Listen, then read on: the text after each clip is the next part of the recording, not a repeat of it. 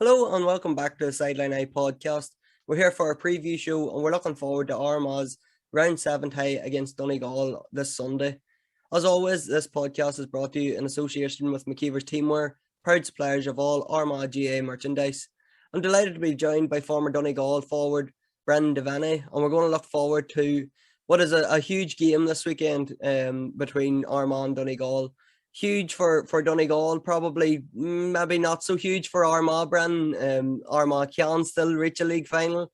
I'm not sure anybody would be too heartbroken if they don't get that done, but Donegal, while a loss doesn't mean they're relegated, I think certain results would still have to go against them, but they're heading into Sunday. If it's within their hands, they have to win the game to be sure that they're not relegated.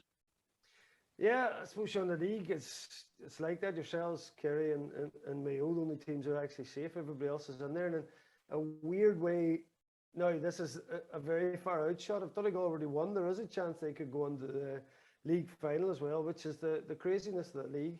I was thinking about the league. The league's probably a bit like any one game you go to now. Like there's passages of good games, good play in it.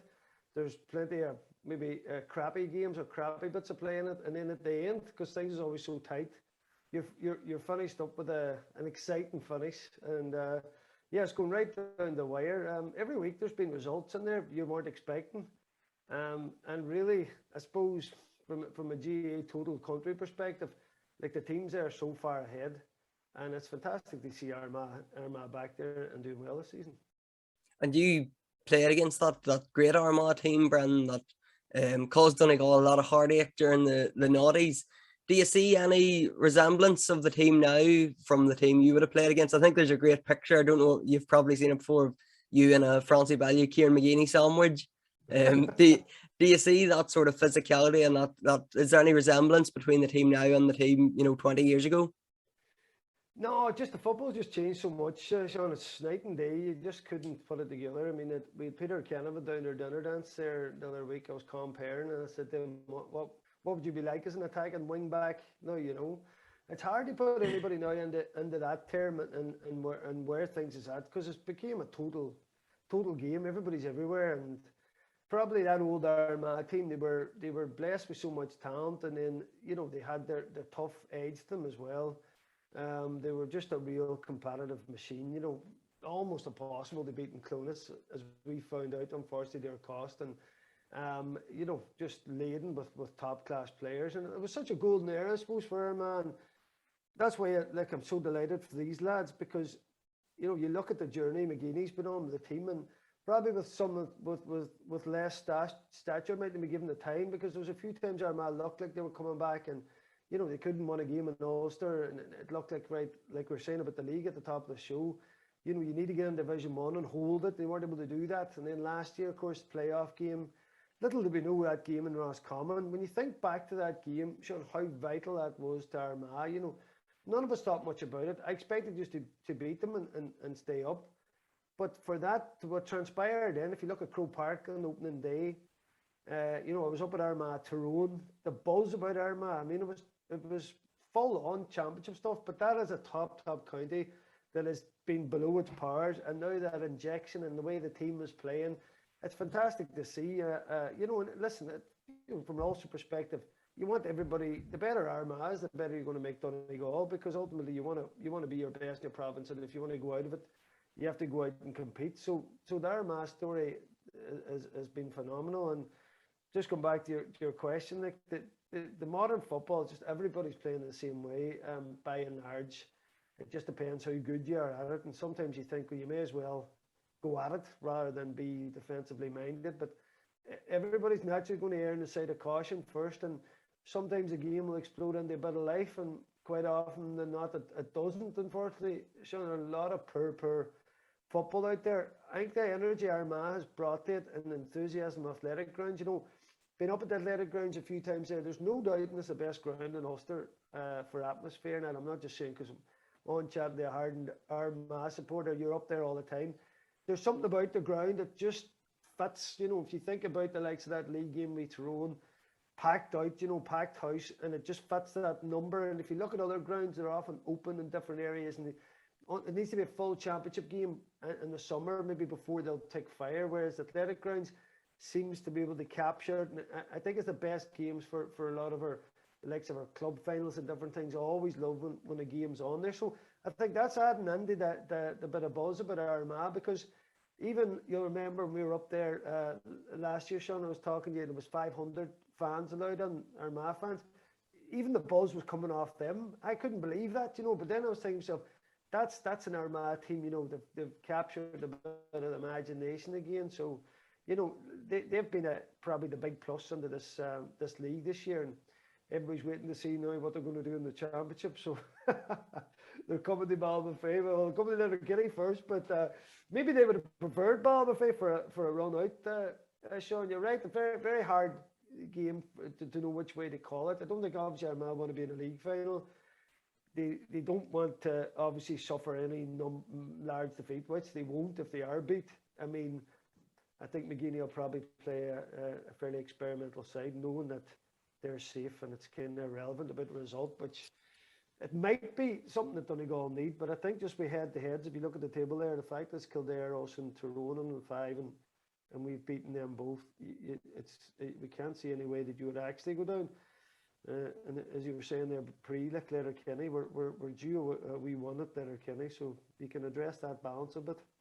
Just on Letterkenny, Brendan, like Armagh coming to Letterkenny, okay. I don't know, maybe Donegal didn't want to take Armagh to Ballybofey. They didn't want Armagh to experience a run out in Ballybofey before the championship in 3 weeks' time. But I'm open to correction if I haven't got my research right. But I don't think Donegal have won a game in Letterkenny since 2014. So I find this crazy that this is such an important game if they want to keep their Division 1 status, and they're taking it to a place that, you know, they don't have a good record in. Well, Ballybofey, I know Monaghan has sort of broke their winning streak in Ballybofey in recent weeks, but they have a much better record in Ballybofey. So Donegal, have they judged this wrong? Should they have taken this to Ballybofey, or is there an advantage in the championship that Armagh aren't comfortable in Ballybofey or aren't familiar with it? As for the schedule of the game, that's done pretty easy, Sean. There's always a game in Letterkenny, and that's just how it is. It happened to be this game, and I think if you start to shy away from a ground and start to get that mindset in your head, it's a bad thing. Now, there's no doubting, John, that there's definitely a merit in Ballybofey in terms of the record there. Monaghan, who've been shocking at times this season, has decided they play well against us and put the squeeze on us, and totally deserved to beat us. I couldn't believe the performance either side of us, you know. So Monaghan, a very topsy-turvy season, but they played well that day. But the Letterkenny thing is just how it's set. And I think if Declan Bonner then decides to change that to Ballybofey and that, you're putting a bit of a question mark over lads performing, you know, on grounds and that. And I never think anybody wants to do that. Like if you blame a ground for why you're not getting a victory, particularly if it's one of your home grounds, Sean, you're on funny territory then. And then what game do you put there then? Because any game can be the fault if you go into a bad run. At the end of the day, there's brilliant facilities there at Letterkenny. The hurlers have made it their complete home. It's a great place for a game. It's a main town in Donegal. So I think it's somewhere that people love going. But you're right, the record is, I think, I don't know, was it 12 games? There might have been 3 wins, 1 draw, and the rest defeats, which is hard to believe, because Donegal have been operating at such a good level. A lot of those games, strangely, just came, a certain team came and just were on the groove. But yeah, you're right. Letterkenny has left us in hasn't been a happy hunting ground for us. But listen, that can always change. You know, if the Monaghan game, for example, had been the one that was in Letterkenny, everybody would have been saying, "Here you go again." So I guess that mindset's not one, Sean, that Declan Bonner would want to take any. He would never make excuses again, you know. And Brendan, how would you rate Donegal's league campaign so far? Because I think like Armagh have been, you know, the talk of the country, really. Like everybody's saying that Armagh are back. But if Donegal have probably had a poor campaign, everybody would feel. But if they win this weekend, they finish on level points with Armagh. So there is a narrative out there that Armagh are going better than Donegal. But I'm just not sure. How have you rated Donegal's season? Probably a bit up and down. Yeah, do you know what? That's quite funny. I was looking at the league table there. It's not interesting. You're right, Sean, because my feeling of Armagh now is that they've just been flying in the league and they're blowing teams away and they're playing some great football. But if we beat them, we end up in similar points. And there's been huge doom and gloom around Donegal. There's a lot of detractors out there. Once a manager's in the job a few years and that, there's a lot of detractors. And it's difficult, John, because you can put a complete counterbalance to everything there, you know. I mean, if you say something like a style of play or something about the management or people are criticising the coaching, then you'd have to analyse the whole thing to get a proper perspective on that, right? You know, if you think even a few weeks back that the conditions were shocking, like all of like 4 or 5 good players out injured, you know. You know, the blood and young lads, we really haven't had the defenders coming through this last number of years. So you could make a complete counter balance for where Donegal are at and how they're playing. You know, are we supposed to be better than other teams in Division 1? Have we better squads? I don't think we have. And as I say, you know, most of the teams are all playing the same way. So it comes down to small margins. And then if a team's, like for us, there's certain areas of the pitch we're not strong on. And, you know, if you're missing a few players, then that backup just isn't there. So Donegal have mixed the good with the bad in the league. And you're right, there's a lot of questions and there's a lot of people not that happy where things is at. But when I talk to them, you know, when you go through the team, you're kind of like, you know, I don't mean this, I suppose you're always aiming for the top, but I think sometimes you need a bit of sobering word with people. They say, hold on, you know, we've got a good mix of players, but we're not, if you take it, for example, Tyrone's 6 that won All Ireland there, would any of our back 6 get into that 6? You know, that's a real question, you know. People might say then maybe Owen Ban. Owen Ban's an attacking player, an attacking kind of cornerback. He might be the only one that you would say would get into that Tyrone defence who were brilliant last year. So, you know, when you match up things like that there, you know, you have to say, you know, players is coming on. Young McCall at fullback has been brilliant. You know, Keelan Ward as well. Let's say Owen Ban's having a good season. McFadden, Ferry.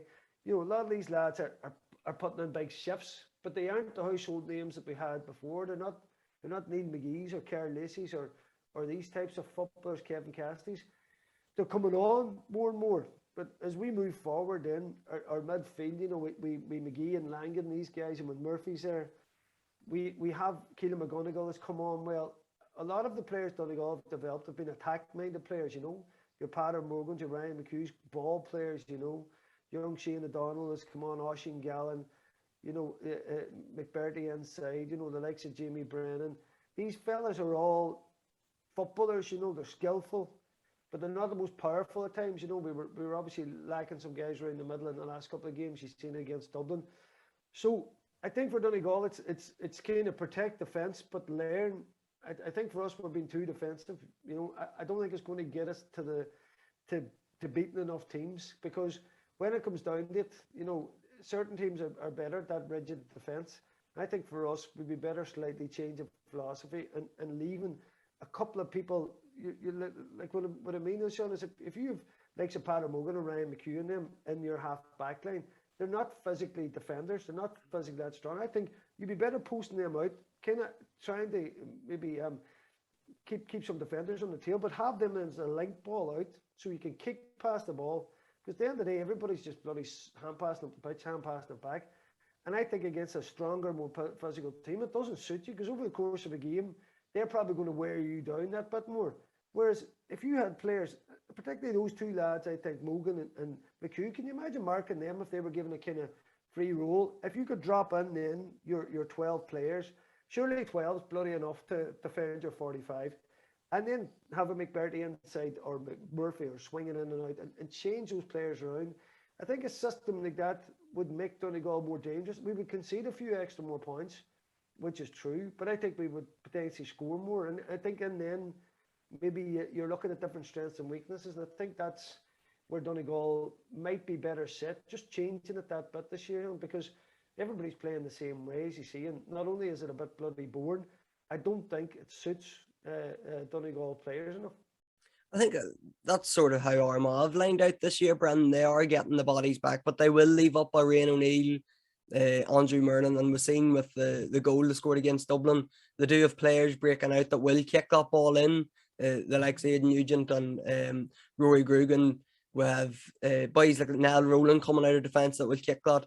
But as Aaron Kiernan was saying, I had him on Monday's show, and he was making the point that worked the first 2 games for Armagh, and they got the first 2 wins. But now teams have caught on to that, and once Armagh break out, that kick pass isn't on. So Armagh have maybe sorted out their defensive fragilities that they've had, over the last few years. But up front now, they're going to have to. It's going to take a bit of reworking, to make it pay up front. But that game last year between Armagh and Donegal, Brendan, the Michael Langan goal, I think you remember it. He picked the ball up in the middle of the field and shot straight through straight through the Armagh defence. Armagh have shut that down now. That doesn't happen against Armagh anymore, particularly against the big teams. Okay, Clifford got a goal and Dublin got a bit of a sloppy goal, but Armagh have shut that down, and their defence has been really solid this year. Listen, see that game against Tyrone was as good as counter-attack performances I've seen. Like, that first half was absolutely phenomenal. Now, I don't want to take anything away from it. I just wonder about their fitness levels, maybe versus Tyrone today. Now, Tyrone did come back in the second half. It's still in the legs, it's in the body. They're fit men. They mightn't just be moving at the same tilt. But the way you've broken and you switched the diagonal kick pass with the running off the shoulder, and that's the key. See, you're mixing it up. You've got to be able to release players and kick pass the ball as well as just travel with it. Otherwise, you're allowing the other team to slot back in, and it becomes a wee bit of an exercise in just trying to find an inch. Whereas 2 kick passes, and as I say, you have big Rian there and around the square, an absolute monster. I mean, he just reminds me of Murphy when he came on the scene first. Like, not only is he just brilliant at everything physically, he just gives you that big solid edge. So he's been phenomenal this season. And listen, Grugan as well. Now, listen, I always love to see Campbell coming on as well. Like, and I love players like him because he gets the ball and he just runs at people. And I know Ash O'Neill has an injury there as well. Nugent, Burns, a few of these boys. I mean, you have a good few guys, 3 or 4 guys, top players there out as well. I know Kelly had a few injuries. Tiernan Kelly's another player there. A lot of people in Ireland don't know these guys, and I think that's a big thing that Armagh's caught this year, and that's why it's a big. It's been a brilliant league for them, and just depends now. You just wonder, because we've done it ourselves a few times in the league. The league was so vital, and there's no doubt the way you come into it, the way you blew Dublin away, and as I say, a couple of performances there, Tyrone in that as well, that you were moving well. So now it's such a balancing act now, Sean, between just dropping that a small bit, not actually dropping it, but you want to lift it for championship. But Armagh would have been moving very, very well. So it's a matter just of that mix between rest and then coming in with that buzz at championship. It's a very difficult mixing order for a team like Armagh. And I'm not saying that to be in any way negative, but all the other teams are fairly used to it now. You just want to stay in the league. And of course, naturally, emotionally, the Armagh lads, there's a buzz there. You're going to buzz off that. But of course, Tyrone, like the 15,000 athletic grounds, that's the league. You know what I mean? You want to be hitting them come championship and hitting that same pace and up. So that's the key for McGeeney now. And it's such a short turnaround, as you say. It's 4 weeks from this weekend coming, isn't it? That it's championship. So just always be a thing years ago, and this is another thing which is probably a bit of an issue, particularly for Ulster teams. The league, there used to be a long break. You only at a certain level of the league. You never really went that high. The league has come up and up and up every year in its importance. And then the shortness of the season, it used to be a good, 6-7 weeks, could be 2 months for people. So there's a power of training in there to lift it and come into the championship then. And that's kind of been taken away from teams. So it's a difficult marrying job, particularly for teams in Ulster, because the rest of the provinces, you can probably still taper your season to suit a couple of big games, maybe a provincial, and maybe further on, depending on what province you're in. But you can't with us, and that's probably a bit of a handicap, as we know in the season for all us guys. And just that Ulster meeting, Bren, like, is it difficult playing a team the last game of the league and then having to play them, as you say, in 4 weeks' time? Like, for Donegal, this is probably a must-win, like, if they want to keep it within their hands, whether they're relegated or not. But for Armagh, do you see Armagh maybe bringing a team with an eye on the championship, maybe just not showing their full hand, maybe trying different things, using this as a sort of a test against Donegal rather than going to win and getting into a league final? Can Armagh sort of relax for this game? Yeah, well, as I say, with the time frame there, it would be mad for him to get into a final. I would say McGeeney's a bit worried about that, because you obviously want to go and you want to just kind of see out the game, if you like, test a few young guys and be competitive. I think that's what he'll want. Wouldn't it be fascinating if Armagh had the one and Donegal had the one? I mean, you would have a proper championship rehearsal, which would be mad crack to see how that went, But yeah, I think it'll be one of those kind of dull affairs, if you like, because Armagh won't want to mix it, in terms of maybe getting stuck into to a level. So it'll probably be one of those maybe kind of keep ball games and Donegal probably take control of it that bit more, you would think. But you listen, McGeeney is McGeeney. He could surprise us yet, and it'd be quite crack if he named the full side. Sean, they get stuck, aren't they? That would put Donegal on the back foot, don't they? And just on Donegal, Brennan, like was sort of spoke about, that their team probably just not, obviously not where they were, 10 years ago when they were winning All Irelands. But is there a bit of pressure on Declan Bonner now that, he's been there? I think this is maybe his 4th or 5th year. He hasn't won Ulster in the previous 2 years. He hasn't had a good record in Croke Park, or hasn't got to an All Ireland semi final. And now on the edge of relegation, perhaps, if he's relegated this week. Is there big pressure on him now? Does he have to start delivering with this team? Aye, you see, again, to go back to what we were saying there a couple of questions ago, there's a complete counterbalanced act to a lot of that. I think the one big regret they would have was not winning the 3 in a row at Ulster, 2019 when Cavan beat us at Athletic Grounds again. Good and bad memories up there, but that's probably the one that would annoy him, because any other time in Ulster, different teams there we've played. I mean, I think up in the last season's championship game when Tyrone beat us and then Enniskillen, we'd beaten them 5 times in a row, league and championship and that. So, again, if you look at Donegal up until 2020 there, in those 10 years, we won five Ulsters in 10 years. So 5 of the Ulsters up to grab. Tyrone won 3 and Monaghan won 2. So that doubled our Ulster Championship amount for the whole history before that. So again, if you look at that, and that's maybe what the Donegal fans have got used to, Sean, you have been down there for a while now, not competing. You know what it's like, and that's why sometimes and not that I don't want to be critical on the team and Boner and different things. So we obviously talk about it and talk tactics all the time, but we've been so blessed with success from that Ulster in 2011. Listen, the gap that broke, stretching right back to 92 or whatever, we couldn't get across the line, mostly because you had good Ulster boys in our days. We had a couple of decent teams, and so you Armagh boys. We had a couple of decent sides in that, but we couldn't get an Ulster. So there's some of I suppose the louder voices can be the more critical voices. So people are asking questions about different things, but whenever they ask them to me and we have a talk about it, it softens, because there's 2 different ways of looking at that. And I think Boner, we're lucky to have Rochford in there, he's coming all the way from Castlerea, and you've brought in Donaghy there along with McKeever in the back room, and there's great word on the setup and the vibe that's there in Armagh, and you can see it replicated in the players. But where does Donegal bring in people? Declan Boner, steeped in history with Donegal. He managed the team before, took some underage teams right through to All Ireland finals, and that was very successful underage.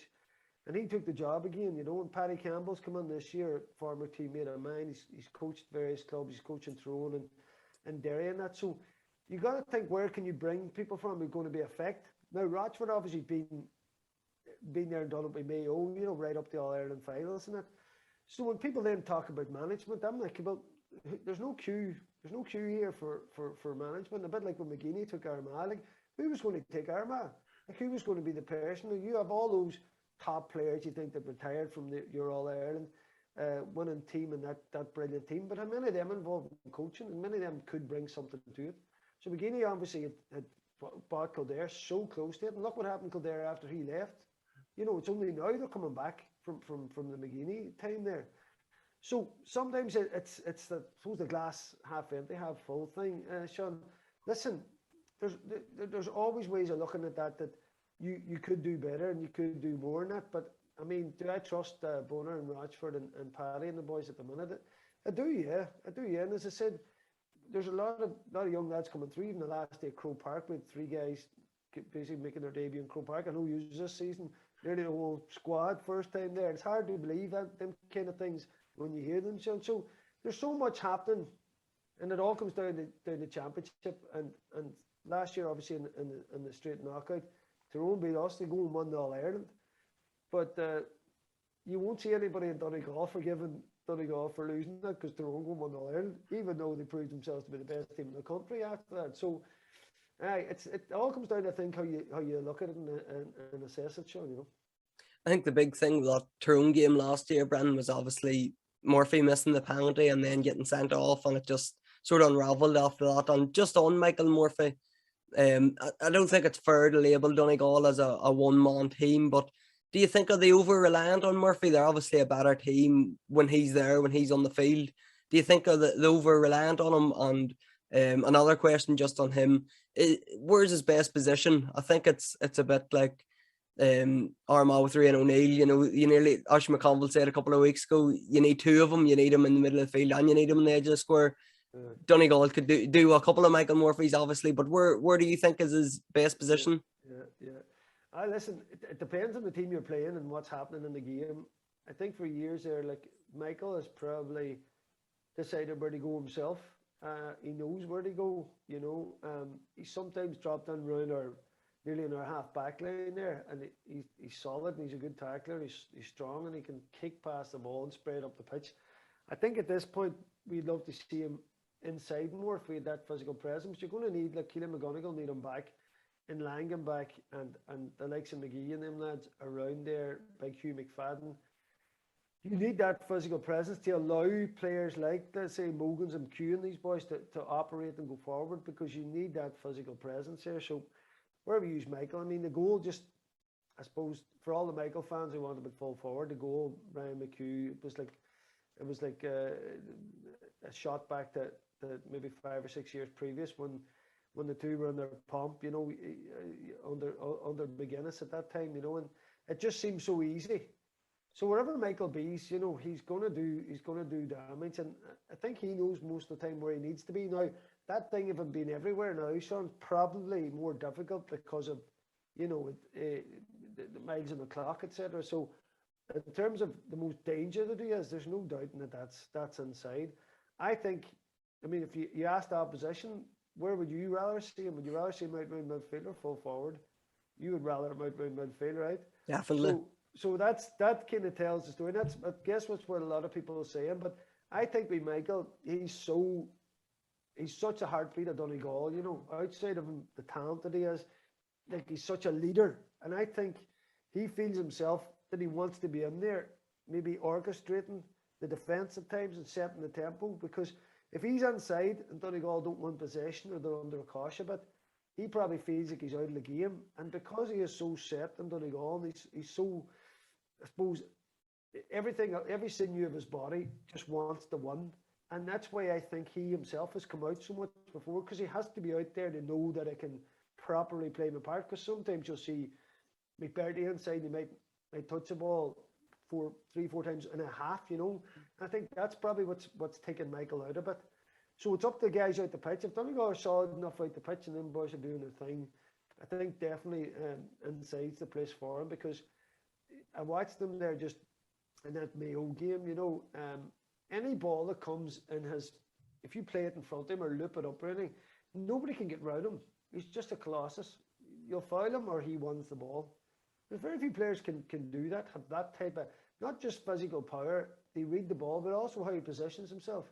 You know, it's almost like a fella shielding the ball. He's able just to hold you off because he's so strong, but he knows how to do it. You can't nip around him.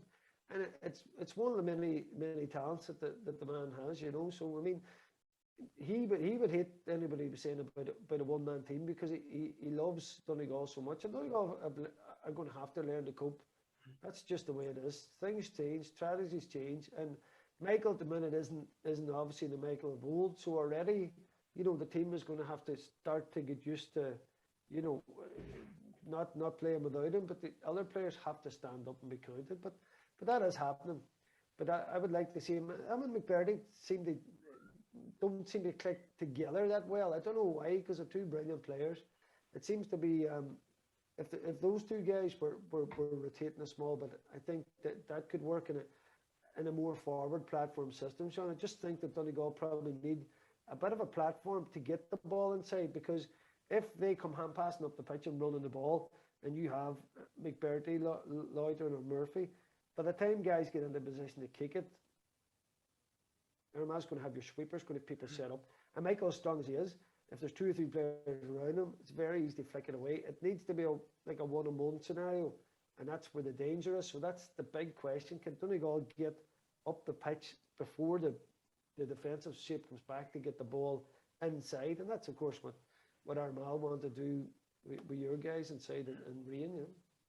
I think on Murphy, going back to that 2020 game where they played in the Ulster semi-final in Breffni, Donegal hammered Armagh that day. I think it was 122 to 13 points or something.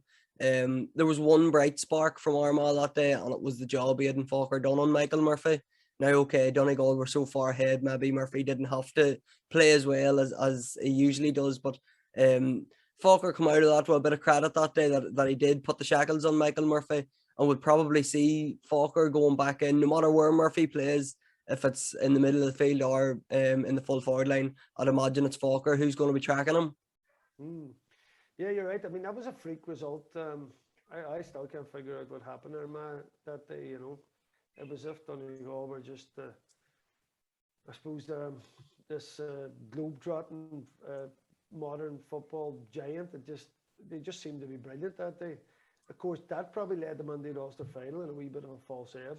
And Cavan then came and ruined the party, So yeah, there's probably parts in that. I suppose we bit of ghosts of that. I suppose. I mean, I was looking at that. Probably there's only maybe 2 players missing from that time. All the players are still there, still involved.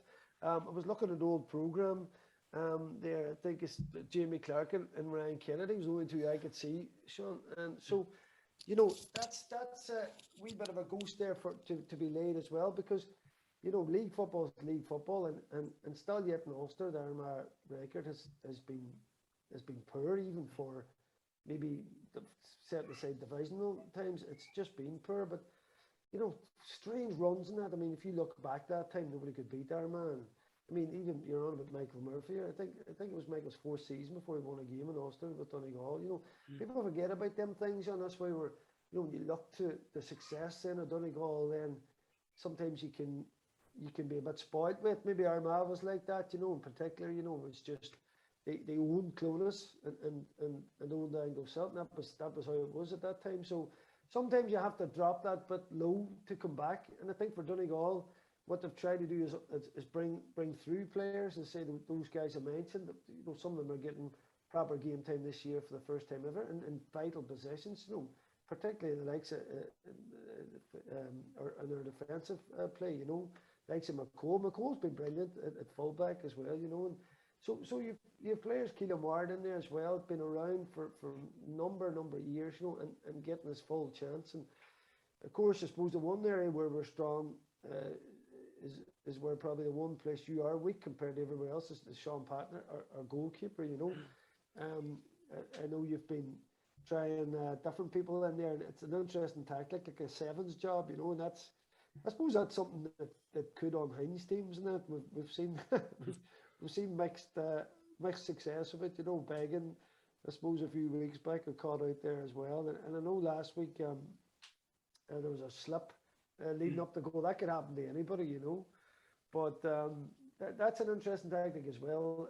But certainly, it's probably one weakness you would think in Armagh, because the kick-out strategy has been so vital to a lot of teams now, and a lot of teams, like if you look at around them, have all got top keepers, top all-round keepers. So we'll mainly see if that is a bit of an Achilles heel your lads get into the summer. And Brendan, I'll let you go with this. Donegal need to win to avoid relegation. Armagh, we don't know how Armagh is preparing or how Armagh are going to go up to this. How do you see this one going? Do you think Donegal's need to win, attitude, is that going to get them over the line, or do you think can Armagh come on and put a mark down before the championship, or how do you see it panning out? Yeah, I think the fear of getting into a league final is not going to help. So I think that's probably McGeeney's worst fear.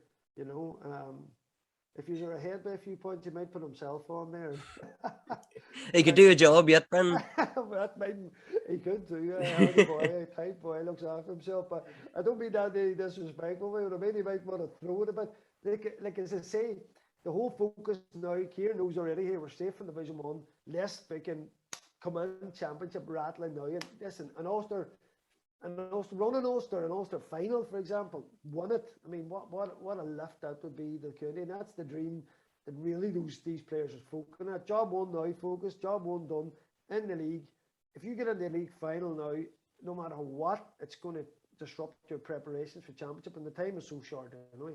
So I just can't see that being on the agenda. So I think that Armagh just look to go and fulfill the fixture more or less. So it could make it a strange occasion. They won't by any means throw in the towel. They'll play the game out. I just could see it being, Donegal being a few scores ahead and no big push on Armagh to come back on, unless McGeeney has some other plan. They won the league and won Ulster and won All Ireland. Maybe he wants to. I remember Mickey Hart used to say that. He won everything, and they used to win the McKenna Cup every year because the rest of us was running about the beer bellies from the winter. If that's McGeeney's plan that pans out, Brendan, I don't think anybody from Armagh will be complaining. Brendan, thanks very much for coming on. That was a great chat with you. Just before we finish up, all the best to the hurlers at the weekend. They're taking on Roscommon in the league semi-final. And the Camogues are also playing Roscommon this weekend as they continue their league campaign. Brendan, thanks very much. As I say, great chat. I'm looking forward to a good game on Sunday. We'll roll out the red carpet, hey. We'll welcome you to town, hey, whatever about 4 weeks after it, so dead on. So always good to see you. So see you at the game. Good man. Thank you, Brendan. Thanks, Sean.